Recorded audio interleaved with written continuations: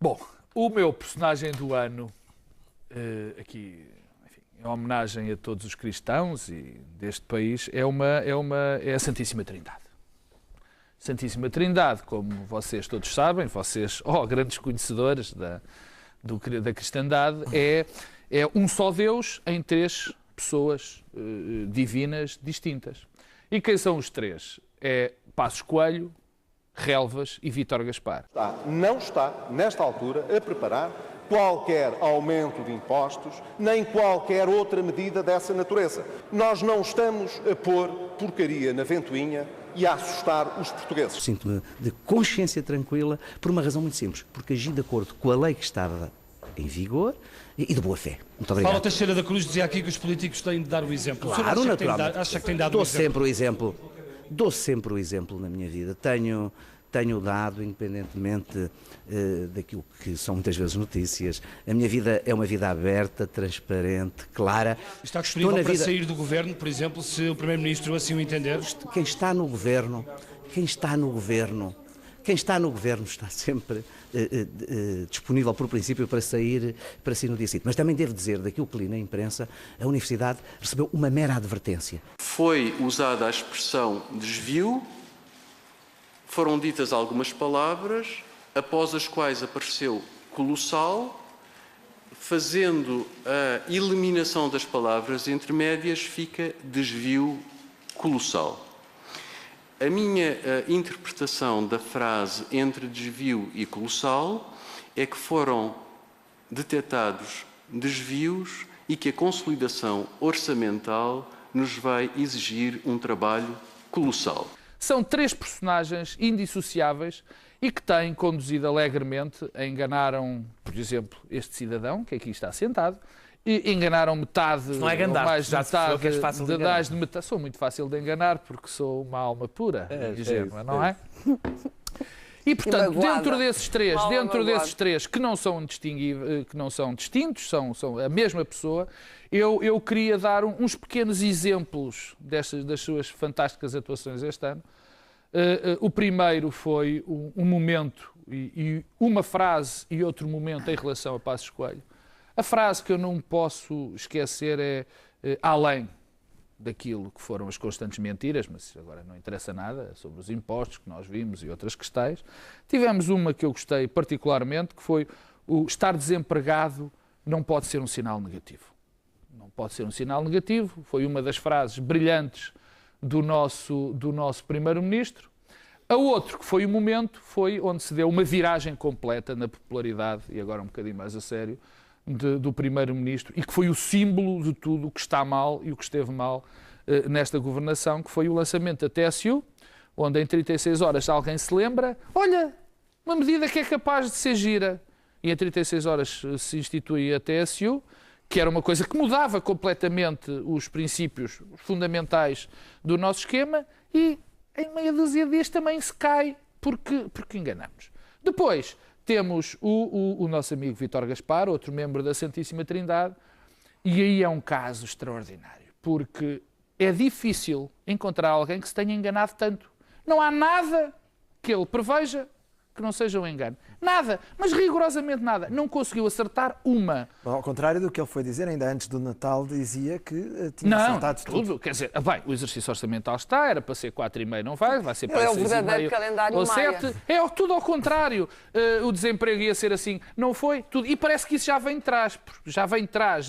Já aconteceu noutras alturas, quando ele era assistente, imaginem de quem? De Jorge Braga de Macedo.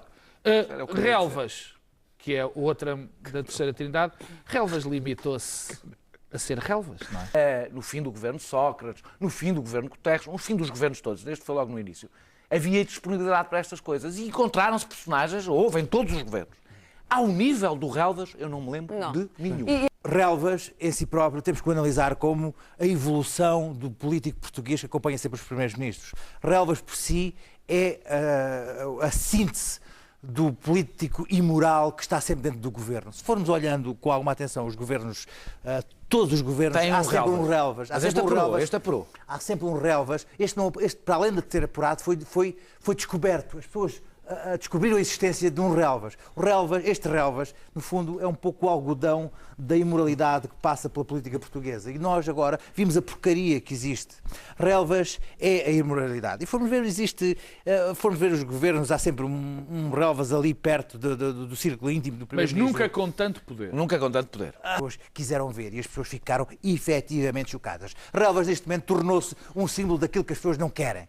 E Relvas, ele próprio, tornou-se um símbolo daquilo que esses políticos são, que é a recusa de aceitarem que eles próprios não são desejados, que têm que se ir embora, que as pessoas não os querem lá. Relvas continua, neste momento, a olhar para o espelho e a dizer: eu continuo, eu fico. E isto, há aqui um choque muito grande, e há aqui um choque muito grande dentro daquilo que Relvas julga que é ainda, e aquilo que as pessoas, o povo, as pessoas, a base, a rua diz que é: Relvas, vai-te embora, Relvas, go. E isto é uma coisa nova na política, que é o Relvas do governo e o Relvas da rua são duas coisas que são incompatíveis. As pessoas efetivamente querem que ele se vá embora. E ele não percebe. Ele acha que a sua vida se rege por princípios morais. Que eu não via tal paixão nas tuas intervenções. Ele acha que a sua vida se rege por princípios morais e que a minha vida se rege pela busca do conhecimento, pelo conhecimento permanente. E isto é uma coisa que é real. As pessoas estão aceitaram, guardam para si essa imagem daquilo que é mau. E o que é mau na política portuguesa é o Relvas. Grande negócio Isto é uma coisa que aconteceu em 2012 e que vai continuar. Portanto, no momento em que um Primeiro-Ministro ou não percebe isto, ou está sequestrado pelo Relvas, é porque ou já não percebe o que se passa, ou porque não se pode ver livre dele.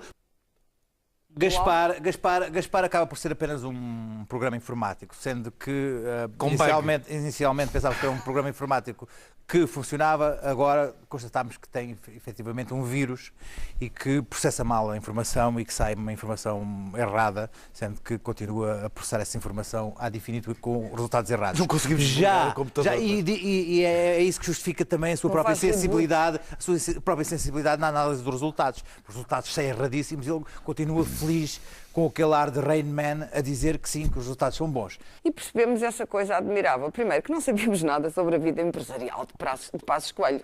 Não sabemos nada. Depois começaram a aparecer uns pormenores dessa vida em que ele estava uns negócios, umas negociatas com o Relvas muito mexerucas, umas coisas para pedir uns fundinhos e buscar uns apoios e não sei o quê, que não abonam nada pela teoria geral da salvação da pátria, quer dizer. Depois começámos a ver Passos Coelho a ir para a Europa, e onde nós julgaríamos que se revelaria o grande estadista, revelou-se um homem que andava sempre atento e obrigado, atrás dos alemães, Schäuble e Merkel. E começámos a pensar, ele afinal não é bem aquilo que nós... Não é bem aquilo que nós elegemos. Agora, Clara. E depois ele aumentou os impostos e depois ele começou a meter os pés pelas mãos. Portanto, vamos resumir isto tudo. Passos Coelho hoje, claramente, é um incompetente. Não estava preparado para ser Primeiro-Ministro. Não tinha um plano para, como ele diz, salvar o país. Não tem um plano para salvar o país. Tem feito uma governação absolutamente ad hoc, em que num dia uma coisa aparece nos jornais, uma governação a agências de mídia, agências de comunicação, aparece uma coisa nos jornais, depois no dia seguinte há uma ligeira estremeção e aquilo começa a ficar ligeiramente diferente. Portanto, nem sequer tem cortado a direito, ao contrário do que ele diz, porque tem sido obrigado a recuar e foi obrigado a recuar no caso da TSU de uma forma absolutamente aparatosa e humilhante. Concluindo, e, portanto, descobrimos todos que Relvas é o que todos já dissemos que Relvas é. Acho que não vale a pena estar a bater mais no ceguinho, que não é nada cego, e que Passos Coelho, que os dois são um só, ou seja, que Passos Coelho não é diferente eticamente de Relvas, portanto, todas as objeções éticas a Relvas que possamos ter, temos que as aplicar ao seu irmão gêmeo, e que aqueles dois têm um plano qualquer de poder, mas não têm nenhum plano para nos salvar.